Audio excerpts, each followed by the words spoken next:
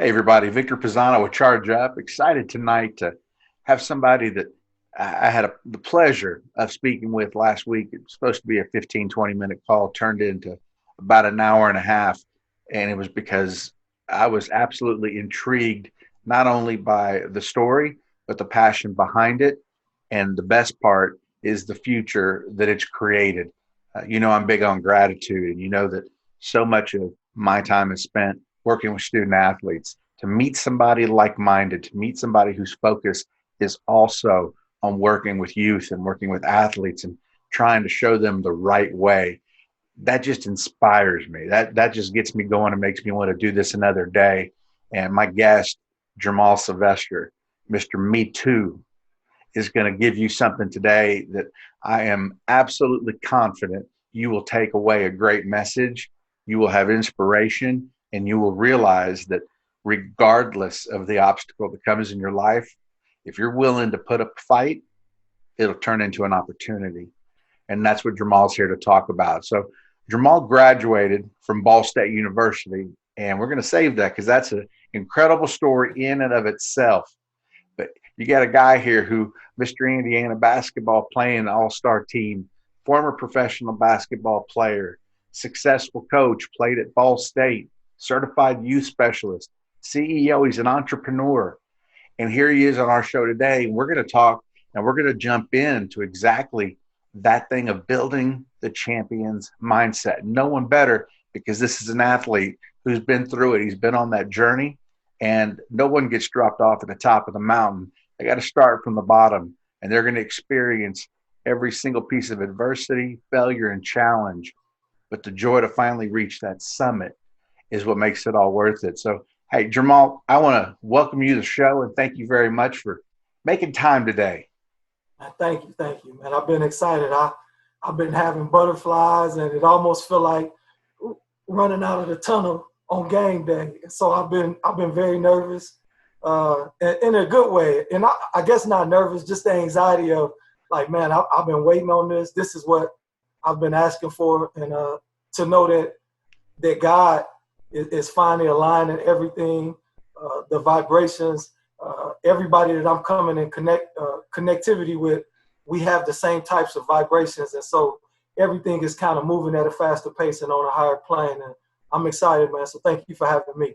Absolutely. And, having the opportunity to watch the videos of you speaking from Indianapolis to some of the shows you've been on, the other podcasts as well with Chip and Melanie and some others, it's really refreshing, because I think in every one you're just pumped up, like you're ready to go. And it just proves that point that I made earlier, is you have a passion to serve. You got a calling to serve, and you're there for others, and you want to make sure that your message resounds. So let's start here. I think this is a great place. So you moved to Indiana. You become one of the top high school players in the state. I mean, you're at an elite level. You're breaking records. You've earned a spot on that 1990 Indiana All-Star team. And then, the pinnacle, you get offered a full athletic scholarship to Ball State. So here's a kid who's not only worked his tail off in the state of Indiana, but he's going to represent the state of Indiana. He's going to Ball State.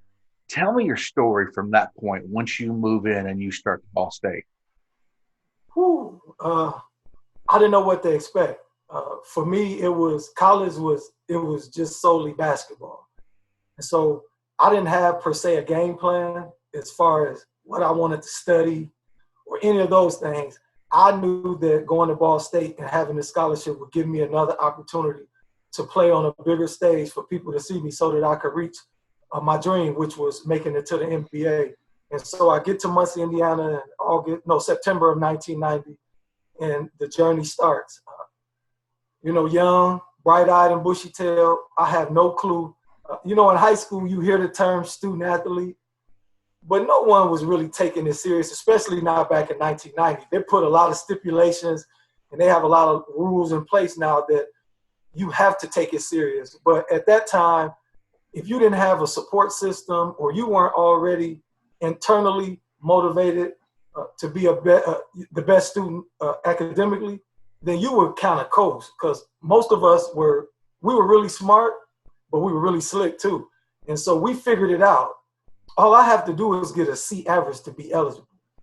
And for me, it started in high school and it carried over into college where I allow somebody to set a low bar and I hit it.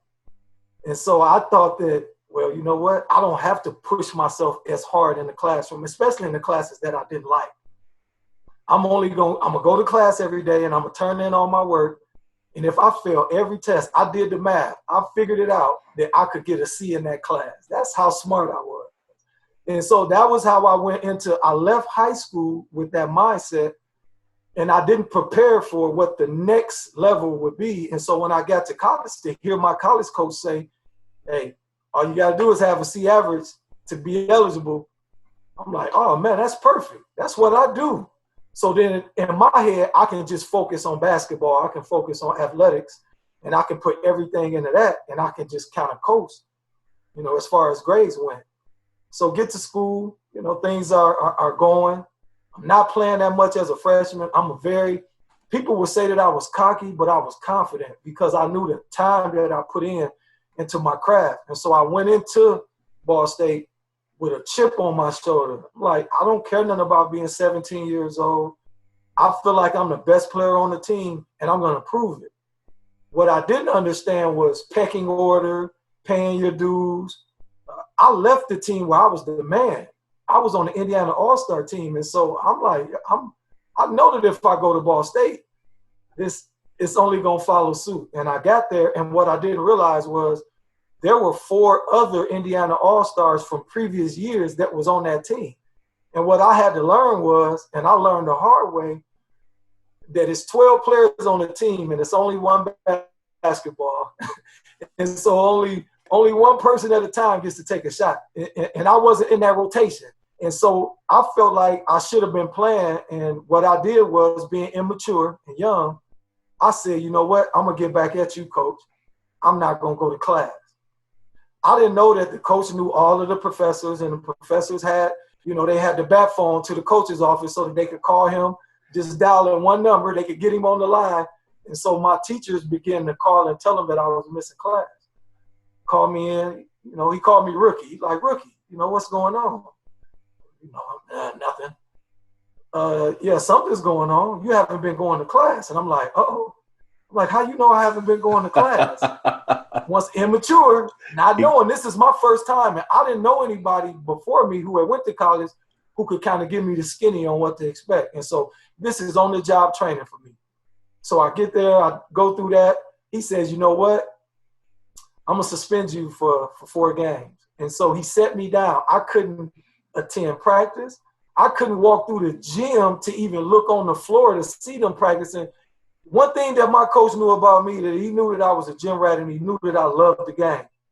And so him making me run and all of that stuff, that wasn't going to do anything but ultimately make me better. I was going to take that and I was going to put a spin on that. I'm like, it's going to get me in better shape.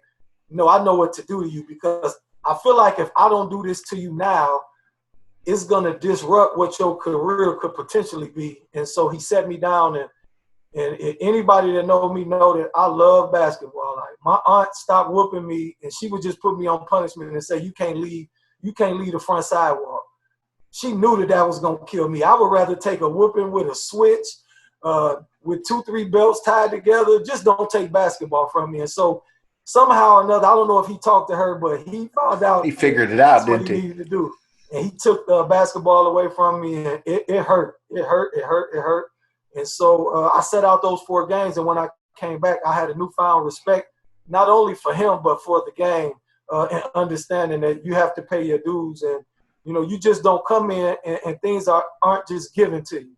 And I had to work for it. And so while I had the game, I didn't per se have the work ethic that it takes at this level. I had the work ethic at a high school level, but I didn't have it at the college level, and I didn't understand those expectations. So ended up having a pretty good freshman year. I was made the MAC all-freshman team, won the Spark Award for the year, just getting out on the floor, diving on the floor, doing all of those things. Whenever I got in the game, I took full advantage of that time.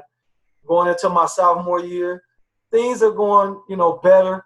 I have a little bit more responsibility because I took advantage of the time. My freshman year, So I'm getting more responsibility, but here I am still, I have this slick thing in me. And so anybody, and I'm sure you remember back in the day when you had your phone in the dorm and you had a certain dollar amount that you could use your phone up to before they cut it off. It was I don't long know if distance. they even still do that. Yeah, kids don't know long distance. They Oh just my have that cell God. phone. They think they call anytime, anywhere. Yeah, and so my phone got cut off in my dorm, and I'm like, man, what am I gonna do? I'm 2.5 hours away from home. At the time, I had a girlfriend. I'm like, man, I ain't gonna be able to talk to her. I'm like, man, I'm going back home. Like, this is not cool. Ended up going over to the coach's office and asking the coach, could he make the call for me? And what I didn't know was that the Division I college coaches had a calling code that they would use in order to make long distance calls for recruitment calls and all of that. And so I watch him, he asked me what's my number, he dialed a number, and then I watch him after that dial in like this 6-digit code. I'm like, wait a minute, what? Hold on. So I get that, do my call. I go back in the next day, and I'm like, hey, I need to make a call again. I need to call and get some information for my FAFSA. I watch. I couldn't get all 6. I got the first 3. So now I have to go back because I got to get the second 3. I told you, slick. I go back the next day. I get the last 3, and it was the worst thing that I could have done, Victor. Man, I got that number, man. I made a ton of phone calls to all of my family. I didn't just call South Bend. I called Chicago. If I have family in Minnesota, friends in California, I call anybody and everybody who I considered a friend long distance because it was free. I wasn't paying for it. Yeah, you had that open calling card right there. No, I did not. Because everything's ticking on your name. Absolutely. And the NCAA finds out and they investigate our school and my coach. And so now they're going through and they're itemizing all of the calls. Coach is looking like, well, I know that number. I've dialed that number a couple of times. Like, I know whose number that is. Finally, they get it all out. They find out, man, all of my calls total 765 total calls, man. In what period of time? Maybe 4 or 5 months, maybe. Oof. Yeah. It was not a long time. And so the NCAA, goes through their investigation. They find, me guilty. They put down their sanctions. I get suspended for 4 games, another 4-game suspension. So now I'm going into the year. I told you I got a little bit more responsibility. And so I have a greater expectation. And I know that my minutes are going to go up. We get invited to play in the NIT, and we play Purdue. That's anybody at a mid-major school, that's a dream come true to play the big schools. Absolutely. Because I want to play against those schools, and I want to show them that you made a mistake by not recruiting me. That's the competitor in you. Absolutely. And me using this, what I thought was harmless, using this calling card and making those phone calls, I took another opportunity away from myself to be able to kind of show my skills and show that I was a big-time player because while they were at Purdue playing, I was back at home watching it on TV. And so sophomore year, I go through my suspension. I come back. I have a really good season. I win the Spark. I win the Spark Award again for hustle and, just enthusiasm. And now we're going into my junior year. The guys who were before me, those other Indiana All-Stars, have now left. And so now I'm like, okay, it's my turn. I'll get a chance. Playing really well. I worked really hard during the summer, working on my weaknesses and mastering the things that I was good at. Start the preseason, I'm starting, and the first game, I have a really good game. I'm like, okay, if this is a sign of what's going to come for the year, then the MAC and, whoever else we play, they're in trouble. 2 or 3 games in, I'm like a roller coaster. I have like 29 one game, and then I have 12 the next. I might get like 25 the next game, and then I might score like 10. And my coach was like, you're not ready. and he proceeds to put me on the bench. I'm livid. I'm like, man, how can I make it to the NBA, or how can anybody see me from the bench? Best thing that could have ever happened to me. Because what I learned, and I'm a student of the game, but I got to watch the flow of the game from the bench. And I could see, what the defense was doing. I could see what we were doing as a team, or what we weren't doing. And so I knew that when we would get into certain flows of the game, or we would get down by a lot of points, I would just get up and start taking my sweats off, and my coach would be like, yeah, it's time for you to go in. I was the Vinnie Johnson of Ball State. And so I would get in and I would go straight to work. I'm talking about, look, hey, run that ISO play. 3 ice was my favorite play, or they would call a play called fire. And we took it from Indiana because it was a play that Bobby Knight would run for Calvert Chaney, another fellow lefty. I'm a lefty. And so I would study Calvert Chaney and study how he ran that offense, and we would do it at Ball State. Long story short, we win the MAC conference. And at that time, and for a lot of mid-majors, you not only have to win your conference, you have to win the tournament. And so we went into the MAC tournament, number 1 seed. We ended up winning the MAC tournament, and we get a bid to the NCAA tournament. We're sitting at home. Everybody do the NCAA watch. We're sitting there, and we're waiting. And guess who we get? The mighty, mighty Kansas Jayhawks. They were a number 1 seed in the Midwest region, and we're the 16th seed. So, welcome to the show. Yeah, welcome to the show. Now, because of previous Ball State success, we had I believe it was the 1989-90 season, where they upset Oregon State, they upset Louisville, and they played UNLV, who was the eventual champion. UNLV only beat them by 2 points. And so we still had some fumes from those wins. And so we're going into it like, we don't care about, you guys being Kansas. They had Rex Walters. They had Scott Pollard. They had Ostertag. They had Adonis Jordan. They had a really good team. They had Steve Woodbury. And so me and Steve Woodbury were kind of mirror images of each other. We were the 6 man for our teams. I led Ball State in scoring coming off the bench.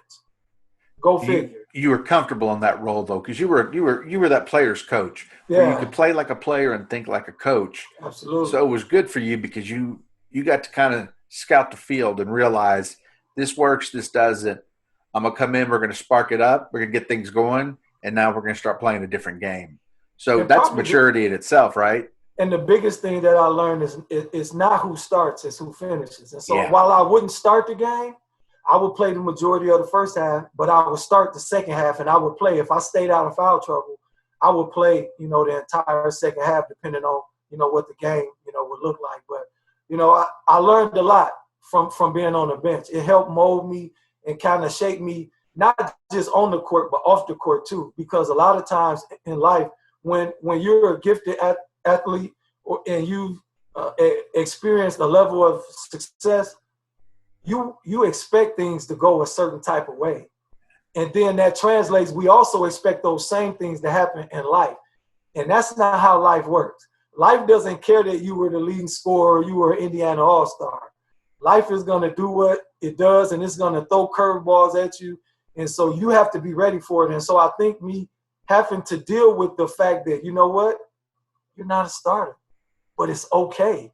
I was able to go through some things in life and deal with some things in life a lot better. Not saying that I handled them all great, but I was able to handle some of those challenges because I was able to transfer those skills that I learned from being taken from a starter to coming off the bench. And so, long story short, we lose to Kansas. It was a close game at halftime, but they ended up, putting their foot, on the gas in the second half. But it was pretty cool. I had a great game. I had 18 points, probably 7 to 8 rebounds, played on CBS. I was actually able to go back home to Chicago, played at the Rosemont Horizon. So it was cool to go back home, and family, a lot of friends. my elementary school friends and people who didn't know that I had grew 5 or 6 inches and knew that I was playing basketball, and family, So it was really cool to be able to play on that big of a stage and then allow that many people to be able to see it. Then rolling into my senior year, now I am ready. It is time. I've put in my dues. I've paid my dues. I put in the work.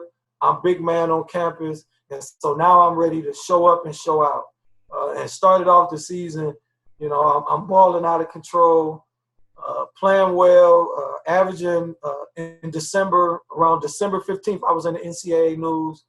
I was 27th in the nation in scoring. I was about 24 points a game, 7 rebounds.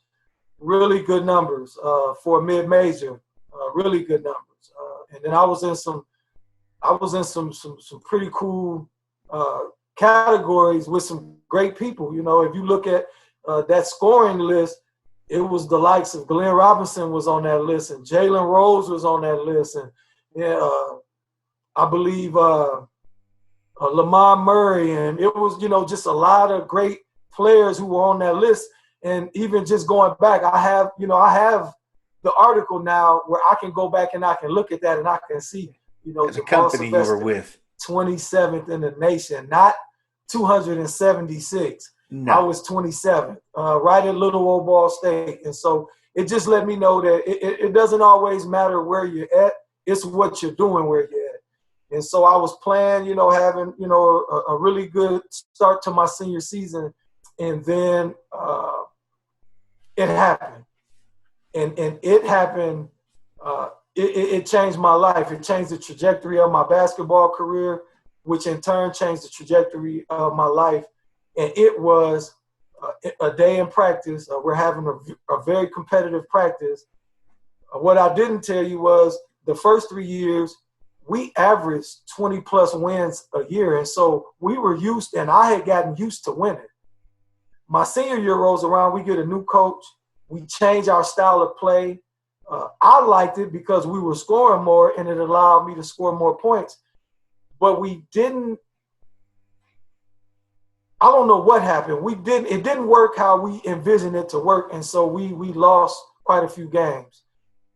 I'm getting frustrated because now I'm thinking, well, if I'm losing, even though I'm scoring all of these points, nobody's going to pay attention to me. And so all of those pressures and all of those things begin to build up. And in practice, I ended up punching my teammate. Ended up getting myself kicked off the team. So now we're talking about in 4 years. I've told you guys in 4 years that I found a way to get myself kicked off the team 3 of those years. I only played 1 full season, which was my junior year, and it was probably the best year of my life because of not just the individual awards, but because of what we were able to accomplish as a team. And so senior year, now I'm like, oh my God, did I just do that? I knew that what I envisioned for my senior year was going to be changed. I just didn't know how much. Coach tells me, hey, go take a shower. I go in the locker room, take a shower, come out. I'm like, hey, we fought all the time the first 3 years. We averaged 2 or 3 fights in practice. And so it was common. But we have a new coach. And so he was like, I'm send you home and we'll have a meeting, in the next couple of days. We met with the athletic director. Athletic director, is like, hey, I don't think, it's that serious. Hey, make him, do an apology. We'll, have him do some other things and we'll just go forward. Because once again, I'm averaging 24 points a game. Do you kick off your leading scorer? Do you kick him off the team? At that time, I didn't think it would happen. But I'm 47 years old now, and I understand now that as a new coach, he had to make a statement. I just so happened to be, the sacrificial lamb. And so he kicked me off the team, and I went back to South Bend, and, it was rough. And, I felt, if you ever heard that, don't call us, we'll call you.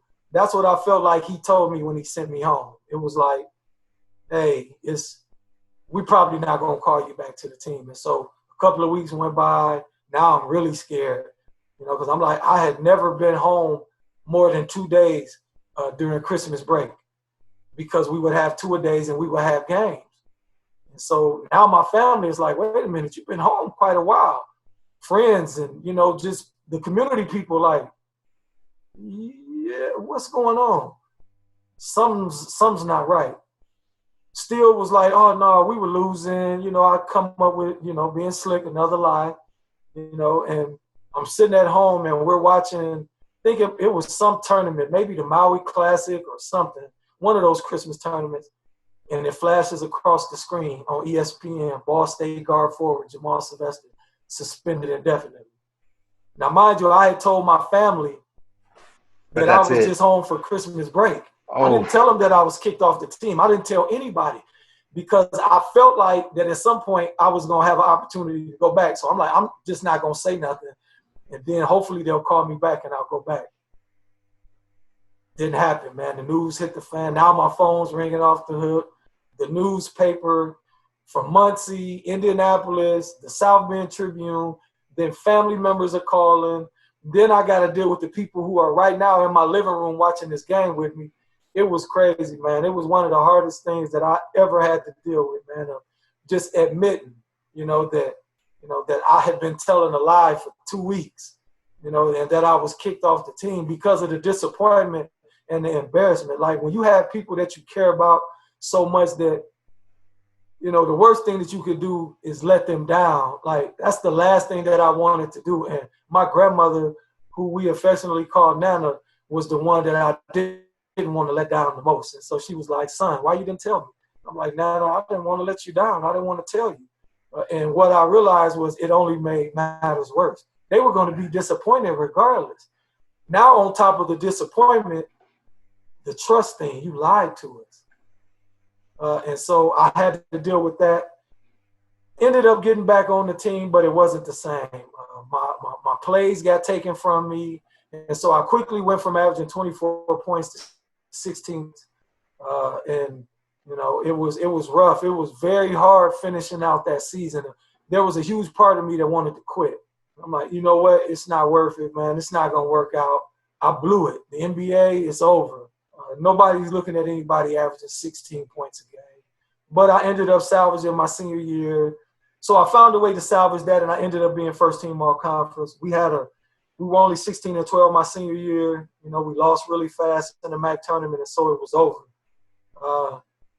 Not good. And now I'm kind of tail spinning.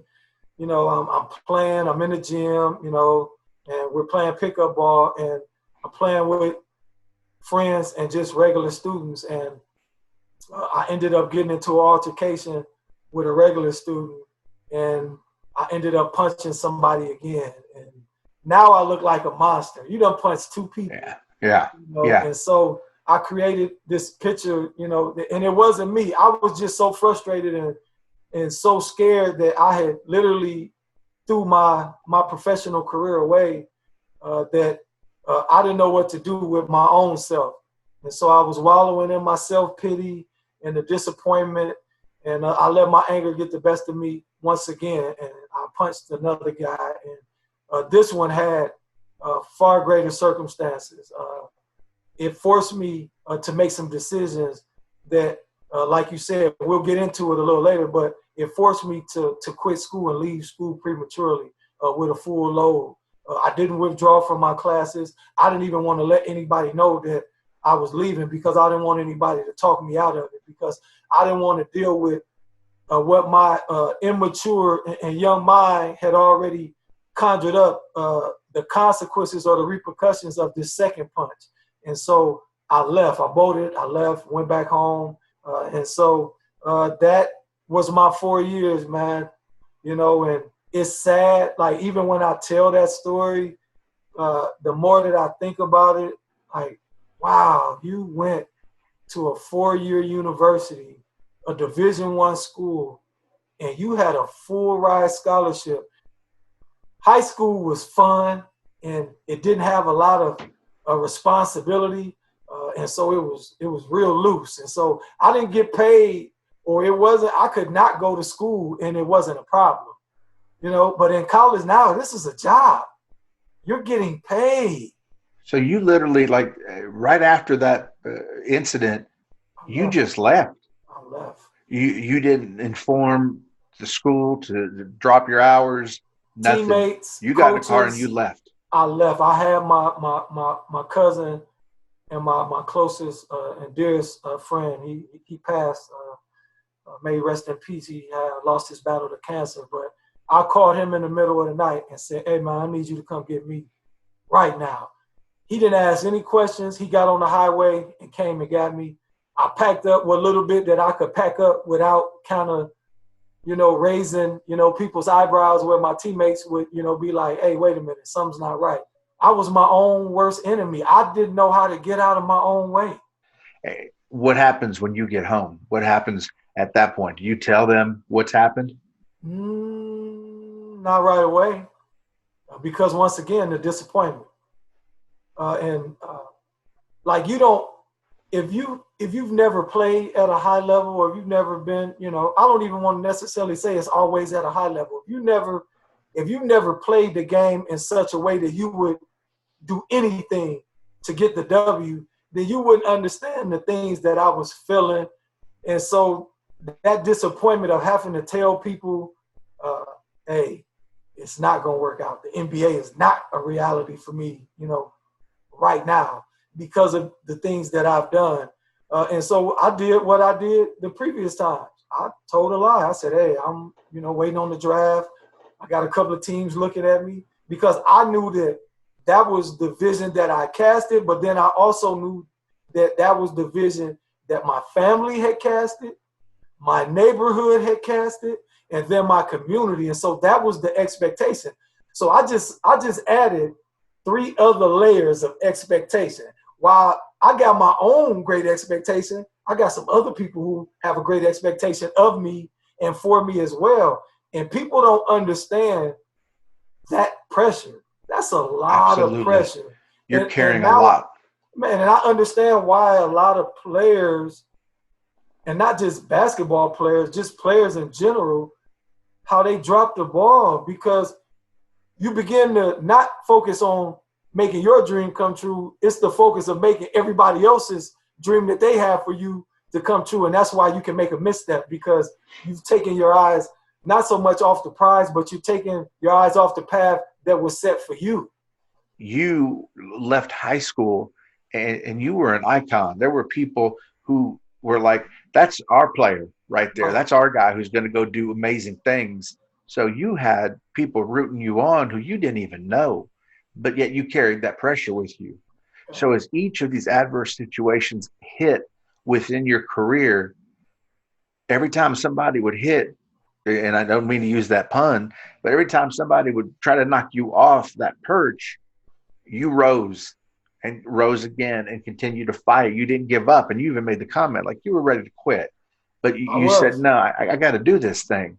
And then for that to occur right then, right there, when your mind is probably thinking, I'm going to have an incredible senior season, and then my mind is going to shift and I'm going to focus on the NBA draft. And it's called a dream trap. And it's when you become so obsessed with a dream, but you find a way to mess it up. And so I had dream trap after dream trap after dream trap. And that was the straw that broke the camel back, because now when I go back home, now I have to own up to the lies that I have been telling, because now the draft is come and gone. I'm still in South Bend. And now everybody's like, okay, you said you were going to the league. I thought you said Golden State, or I thought you said that whatever teams at that time that I was saying that were looking at me, I thought you said that they were looking at you. I'm at home playing in the neighborhood, winter league and the neighborhood summer league. And that's even more frustrating.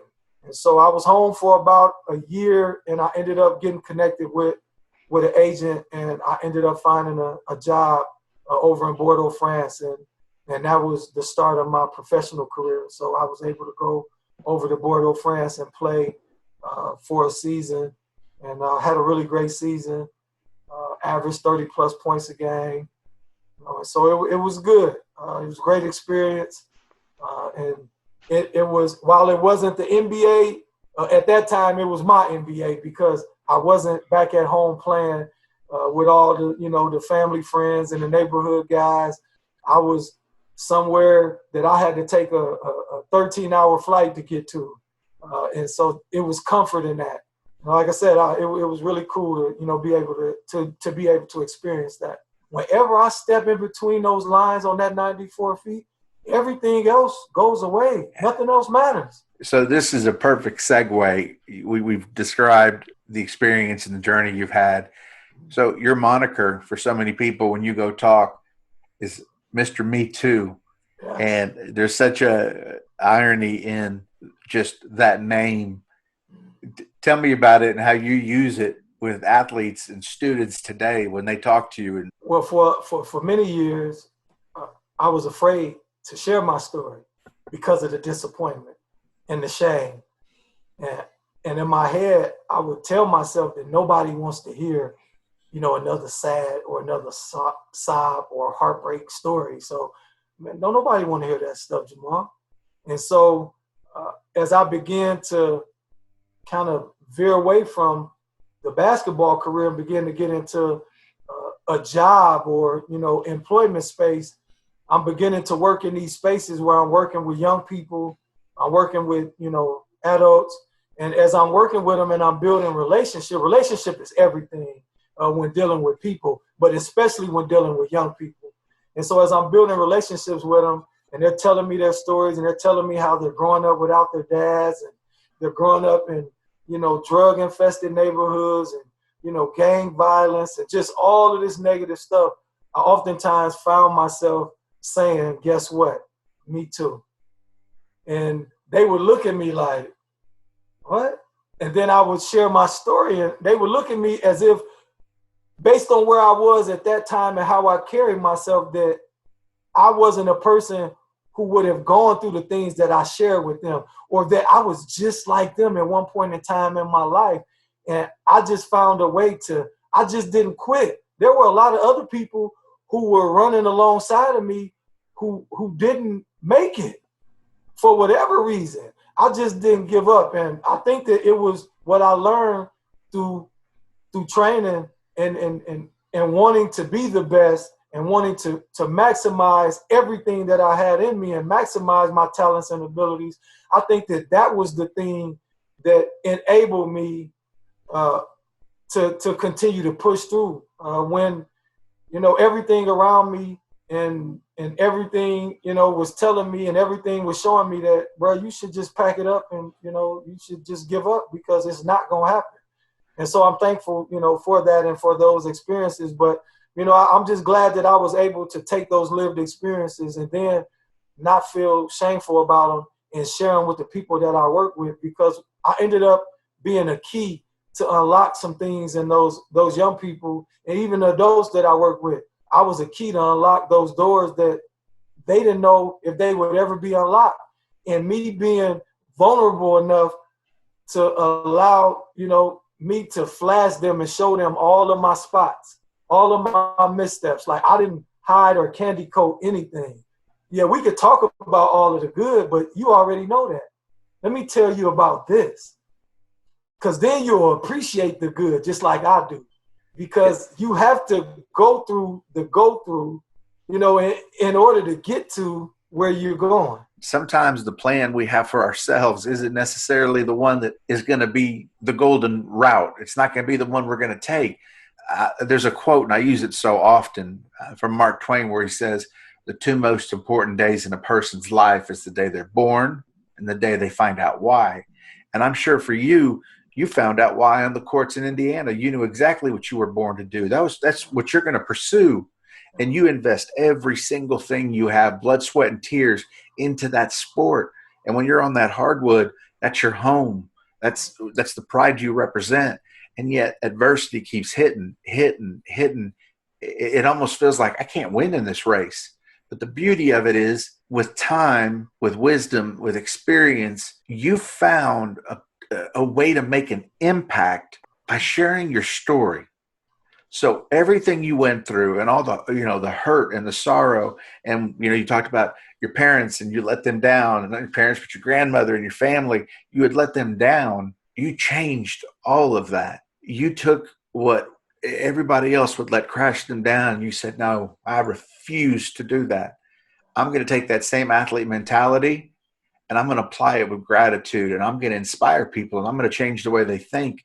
And the Mr. Me Too, tell me your story, because I'm going to be the only one who can listen and understand where you're coming from, because I have been there. Me too. And it's amazing because I think you work with the same passion and mindset that you did with a ball in your hands. Absolutely. I want to be the best. And that's how I approach it.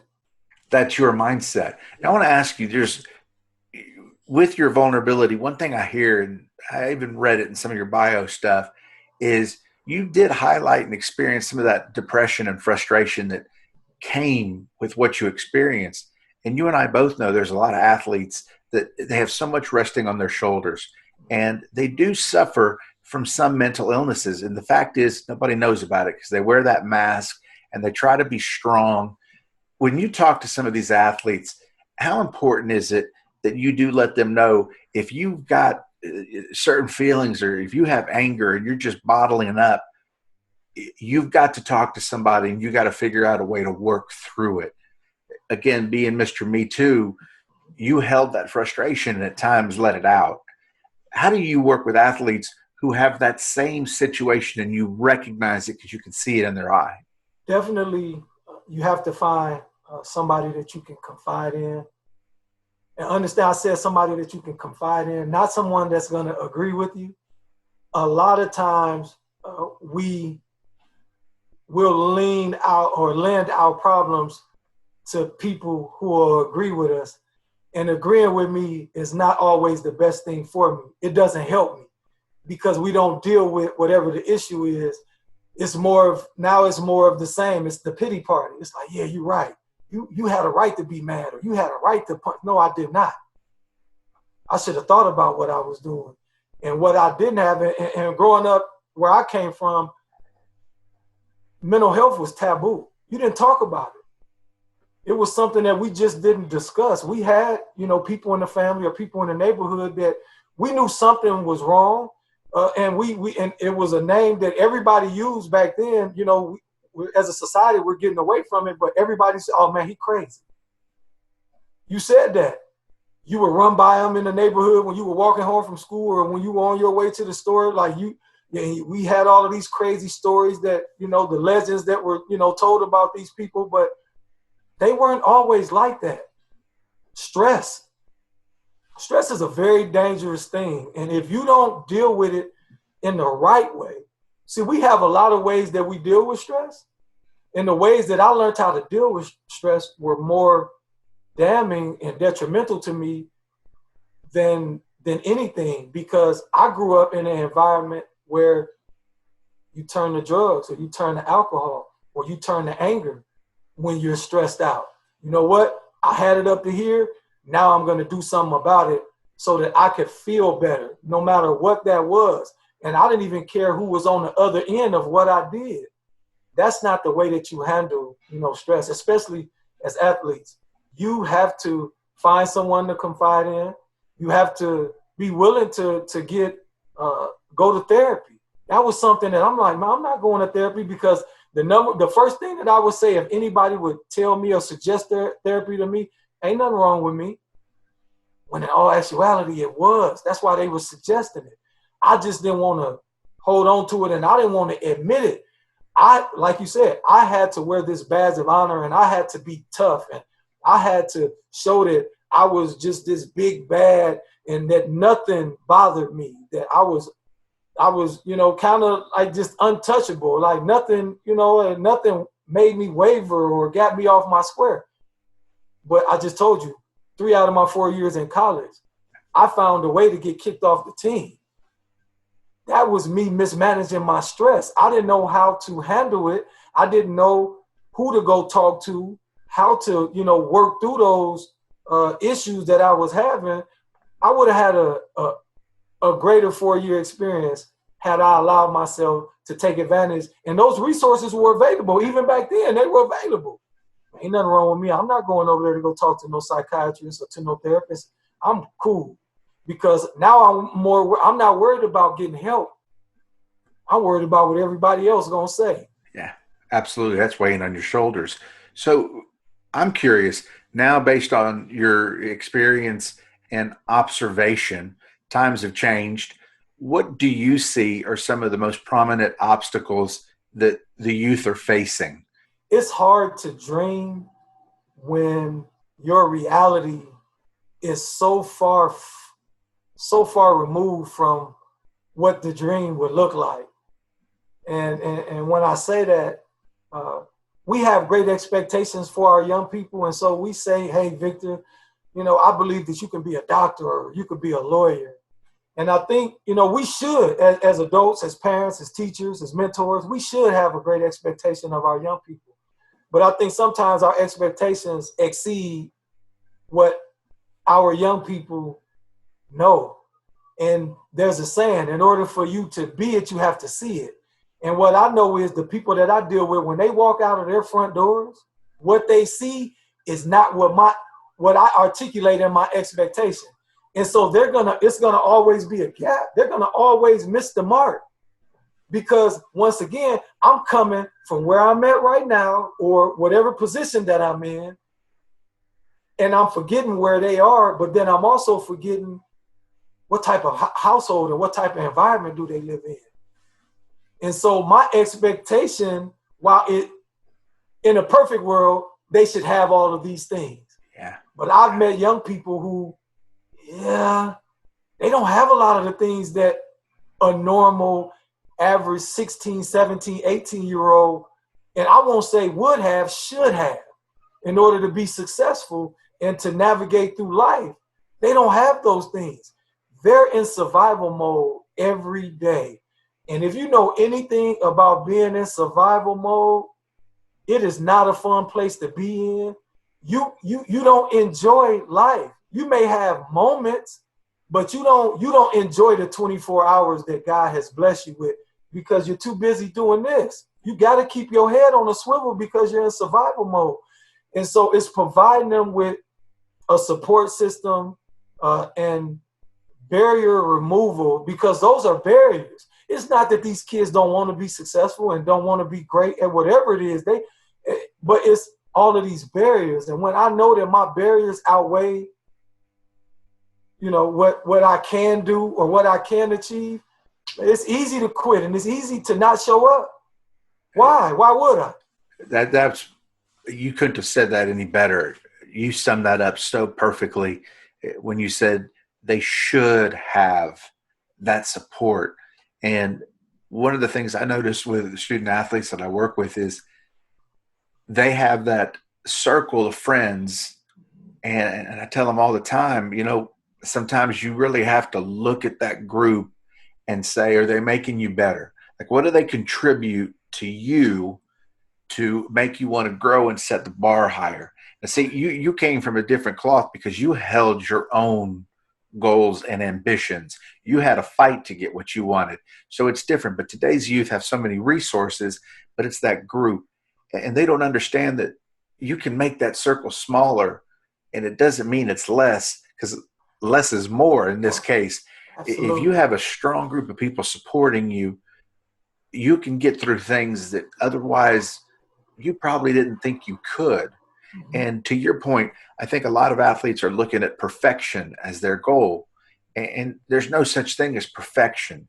We've got to chase greatness. You start using that word perfection, and it becomes unrealistic because in some cases it's unattainable, which is exactly what you said is the dream versus the reality. And if we can have those serious conversations and say, hey, you are an incredible athlete. You are an incredible student, but you might not be a Power 5 athlete. Like, don't forget, if you want to pursue your sport, that's why you're doing it. Don't say, I want to play basketball, but I'm only going to play for a Power 5. If you love the game, you're going to play anywhere that gives you the opportunity where you fit and you know that the system is going to work well for you. Now that dream can become a reality because you didn't put a bunch of stipulations in there. And do you see sometimes where you got to look at some of these young folks and say, hey, I love your dream. Don't get me wrong. I'd love to see you on that big old stage, but don't forget the love for the game and be realistic. And I think also the things that I've gone through have forced me and taught me how to temper my expectations, even of my own self. And so sometimes I could be way up here But then I say, wait, hold on, hold the presses. Let's talk about where you at right now and what do you have currently? What do you have in your support system and your ecosystem right now that is readily available to you that can allow you to attain whatever it is that you said you wanted? And that's when you temper your expectations, because you're like, well, I don't have that. And so I might have to bring that down a notch. I don't have to bring it all the way down, but I might have to bring it down a notch. And that's okay. Did I want to go to a top tier Division I school? I signed to go to Kansas State. But once again, being immature, I went to Ball State because I'm like, I'm going from the Big 8 to the MAC. If they want me at the Big 8 and I'm going to be a starter in the Big 8, I know that I'm going to be a starter at Ball State. Wrong. I didn't know. I had no clue about the recruitment process or any of that. All I knew is that I was Jeermal Sylvester, a.k.a. Silk. I was an Indiana All-Star, and I was a bad dude, and I was going to play wherever I went. And I found out the hard way that that's not how that worked. And so you have to learn how to temper expectations.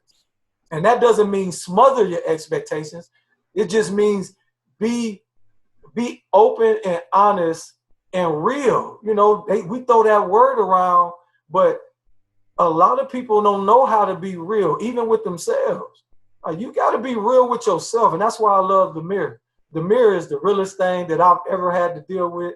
I done had some buddies of mine and they done kept it about 97 with me. The mirror has kept it 100 consistently. For 47 years. It ain't, whether it's broke, whether it's cracked, whether it's foggy, all I got to do is wipe that steam off, and that mirror going to keep it 100 with me.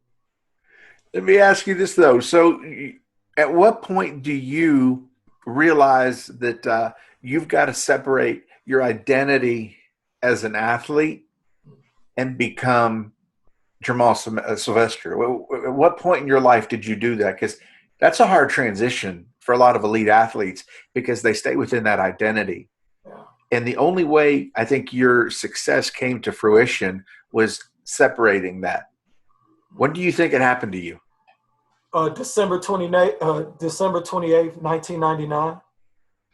So I had signed a contract to go over to Taiwan to play $100,000 contract. I'm excited. I'm like, yes, this is it. My life is about to change, and I'm about to be able to change my family's life because now I have some real money. Finances is everything when you're growing up in the hood. Like, yeah, everybody, I want to get the cars, but really it's just about getting out of survival mode. And so now I got an opportunity to do that. Playing pickup ball, I'm just trying to stay in shape, and I ended up twisting my ankle really bad, a high ankle sprain. Now, I sprained my ankle, I was actually supposed to leave like a week later. I was like, look, I am not going to this team injured. They're going to have an expectation when I get off the plane, because when I went to France, I got off the plane and literally had maybe an hour and a half, 2 hours, and I played in a game. I had to show up. I had to produce right away.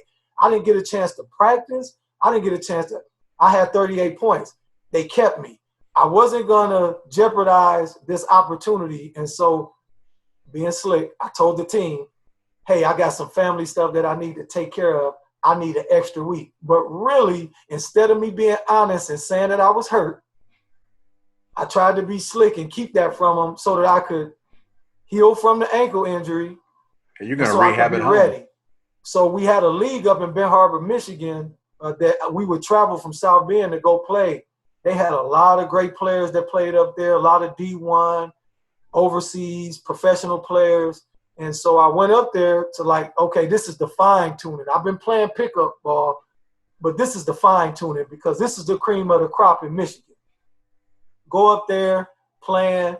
I probably got 50 plus points, man. We winning. I go sit down, but the fans are screaming, Silk, Silk, Silk. We want you to go back in. See how many more threes you can hit. And I love the roar of the crowd. That's your oxygen.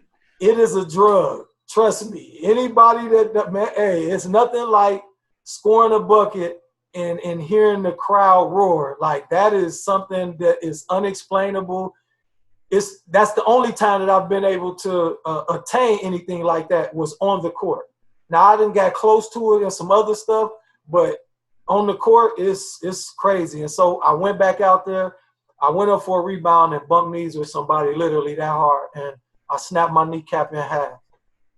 And so I'll never forget it. And I remember looking up in the sky and saying, why me, God? And I know we're not supposed to ask God why, but I'm like, why me? I'm like, I know I done did some stuff, but I am not the worst person in this world. Like, this is what you do to the worst people. Like, you don't do this. Like, come on. Like, this was my chance to change my life, to get one step closer to my dream of going to the NBA, because this is a higher level. And so I'm going to be competing against, a higher caliber of player. And I broke my kneecap. And, at that point, there was a part of me that said, I quit. And I'm like, man, you know what? Man, it's over, man. I ain't playing basketball. I remember being at the hospital and sitting on the bed waiting on them to come see me. And my teammates, which is a lot of them were my family. And I had a cousin, he passed away. He lost another cousin who lost the battle to cancer. And I'll never forget. Now, he was the super thug of the bunch. And I remember him coming up on the side of the bed. I'm crying, and I'm like, man, bump basketball. But I'm using some choice words. And I'm like, man, I ain't playing no more. Man, I'm going to go get me a job and go work at the factory. Now, anybody that know me know work and me didn't go together. And so for me to say that, like, they knew that my spirit was broken. Man, he told me, shut up. You going to be all right. Shut up. You going to be all right. You going to play again. And so I'm so thankful for the people that even in that time, which was one of the worst times of my life, I still had people in my ecosystem around me who knew the greatness, who could still see the greatness. And they spoke that greatness in an atmosphere that had become negative. I had given up. I was like, I quit. It's over. I'm not going to be able to come back from this. And if I do, I'll never be the same. And, it was God. God know what he's doing. One of my favorite stories about you, Jeermal, is the perseverance and the grit that you have. It's inspiring. I want people to know you walk in to Ball State in 1990. 1990. Let our friends know how you completed that journey to Ball State and what you achieved. Well, they heard the tumbles and the tussles and the turns, and I left Ball State in April of 1994. And I didn't go back. I didn't have any intentions on going back. But due to some circumstances within my work career that forced me to say, hey, you need to figure some things out. And so I re-enrolled back in school, taking advantage of the NCAA Division I degree completion program. For those of you out there who are former athletes who exhausted your eligibility, I strongly advise you guys and gals to go to their website and look at it. They have it for Division I, Division II, and Division III, if I'm not mistaken. And I applied, and what they ask you to do is tell the effects of you not having your degree and what it's done for you and how it's interrupted or how it's created some barriers in your life from the time that you stopped playing ball up until you apply. And I told my story, and they were like, yo, come on, you can have this scholarship. Come get it. And I re-enrolled in Ball State in December of 2017. I had roughly 2 semesters of classes. I'm a former 3-time college dropout. I quit in 94. I re-enrolled in 2005. Life happened. I quit again. Re-enrolled in 2011. I believe it was 2011. It might have been 2013. Quit again. And so I do things in fours for some reason. Remember, I got suspended for 4 games twice, and I don't know what that is. I wore the number 4 my senior year. We got to cut that. Yeah, And so now with this scholarship, I had a different perspective on school and what I wanted to do with this opportunity. And so I re-enrolled, and Now, my mindset is, okay, Jeermal, you've had this opportunity 3 times and you've squandered it away. What are you going to do different? It was a lot easier, and I wish I would have did what I was supposed to do the first time around, because I didn't have all of the responsibilities that I had in 05, in 2013, and then now in 2017, 2018. And life doesn't care. Life didn't care that, okay, yeah, that's fine that you want to go back to school. You still got to go to work. You still got to mentor. You still got to be a father. You still got to, just everything that I do. I'm like, yo, this is going to be rough. But I made up my mind. I'm like, you know what? I'm going to do the best that I possibly can. Told y'all starting the story, I was an average student. I said I didn't want to go out like that, because I've lost a couple of jobs because what I didn't know was employers, once you leave school, will request to see your transcripts. They would ask to see my transcripts, and I would be like, no way, Jose. I am not going to let you see that, because while on paper you could see, those grades, it truly wasn't a reflection of who I was, but I didn't know that. That's why, I hate that I allowed, my coaches to set such a low bar for me with this C average thing that I didn't attain to be a much greater student. I was an A, grade A as an athlete. I should have been the same in the classroom, but we don't know how to transfer. The same things that make us great as players are the very same things that'll make us great as students. We know something about putting time in doing something that I don't like to do. We know we don't like running. We don't like running suicides, but when coach say get back on the line and run one more, you get your butt back on the line and you run one more. So don't tell me that you don't like social studies or you can't do math. I don't want to hear that. If you're apply an the athlete, same discipline. You have to. If you're going to be successful in life as an athlete, you have to carry those things over. And I was able to do that the last go round. And I also was able to capitalize and utilize the resources that were available that Ball State offered, that the first 3 times, I can honestly say I never used any of them. You found the will, and you empowered yourself to say, I'm graduating. I'm going to walk that stage at Ball State. I'm going to get my diploma because I earned it. And I've realized at this point in my life that I need to have closure with Ball State. And I think that one of the things for me was, I think a part of why it was so long before I went back, I never felt like a piece of paper could validate who I am and what I know. But what I learned was in this journey, in this career journey, was it's not about validation. It's about the game. I'm playing a different game now. Just like in basketball, there's rules. In order for me to advance and be in the positions that I wanted to be in, one of the rules or requirements was you needed to have a degree. Yep. And so I had to go back. Went back, got the scholarship, 4.0 both semesters. I knock it out the park, Dean's List.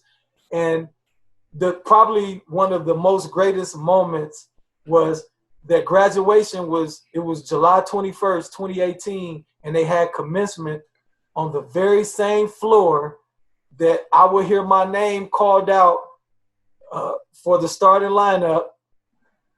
That's where I graduated at, and I got to hear my name one last time in Muncie, Indiana, on the floor, man, and it was amazing. It was I didn't walk across the stage. I was gliding. I floated. Like, it was like everything came together. All of the heartache, all of the, the pain, the disappointment, all of it. It was 2 people that weren't there that, they passed before they could see that come to fruition. And that was my aunt, who I called her mama, who she was my second mom, and my nana. And I just hate that they weren't there to see that, because that was something that they wanted for me. Oh, they had a front row seat. Oh, man, they did. They did. Absolutely. And the irony of being on that court, yeah, that's a beautiful feeling. That's a beautiful feeling. It was. Let And me then to ask you have something. my mom and dad were there as well. And so in high school, my mom didn't see me play. Now I was one of the best players in the state. My mom, she only seen me play in an all-star game in high school. She never seen me play on my team. My dad did one game, and then my mom only seen me on senior night in college. And then And they there were you are. both there for graduation. And so so God knows how to work things out. He's a repairer of the breach, and he'll catch you up in the end. And you just have to stay the path and stay the course. And like so many other people who ran into obstacles, you just don't give up, because you don't know when he's going to turn it around for you. You don't know. No, that's being aware. Yeah. So, one of the things I'm big on is, gratitude 365. I believe gratitude is a power we all have. And once we're able to uh, unleash that gratitude and show people exactly that they mean something, we can do great things. And I know you experience that on a daily basis, and I do too. But I want to ask you something, Jeermal. Tell me about, like, right now in your life, what are you most grateful for? It's so much. But I think for me, it's being able to give back. I think that's the greatest gift. They have that commercial. I think it might be a Allstate commercial where they ended with priceless. When I see the light come on, and anybody that I'm serving, whether they're young or old, and they have that aha moment, I can't put a price on that. We could say, well, him or her is going to do this, but I don't know. I could have turned the light switch on for that person and they become the president of the United States of America, or they turn into just this phenomenal entrepreneur, or they come up with the cure for cancer. You don't know what your impact is going to be, or the magnitude. And so the ripple effects that it has, you don't know how far out that ripple is going to go. And so for me, I think it's being able to give back. I think that's a perfect way to end this thing. That's beautiful, because it's everything that in getting to know you that I think represents you. I appreciate that. Your story, Jeermal, is inspiring, and it is something that I think so many people can relate with. And I love the fact that you've been willing to share it. You've put so much effort into getting out there in any possible way you can. And it's funny because Chip Baker, our mutual friend, we're like, we got to get that guy all over. We have got to get him everywhere, because there's so many people who can relate to your message. There's so many people who can grow from your experience. And all you got to do is tell them Mr. Me Too's coming in town, and they're going to get the point real quick. Been there, done that, and he's going to be able to help me. But I want to sincerely thank you for jumping on and helping the community that follows Charge Up, because I know today, and when people watch this, they're going to walk away with more than just one thing. They're going to walk away with a lot of things. Most importantly, they're going to walk away with a sense of fulfillment and understanding that we aren't alone in our struggles. And all it takes is a little humility and vulnerability to get you through. Yeah, And absolutely. that's what inspires, and that's what I admire so much about you, is you're sharing a difficult story, but it's got a beautiful ending. So you just got to stay tuned and listen to it. And you have to trust the process. So on behalf of all of us, Jeermal, thank you sincerely. I wish you the best of luck, and I know we're going to be seeing a lot of you, and I would love it if you'd come back and be a part of the show again. Oh, man, no problem, man. Just let me know anytime, buddy. Absolutely. You have a great night, and bless you, man. I'm so proud of you. So happy. Man, thank you so much, Victor, man. God bless. Same to you. Take care. All right.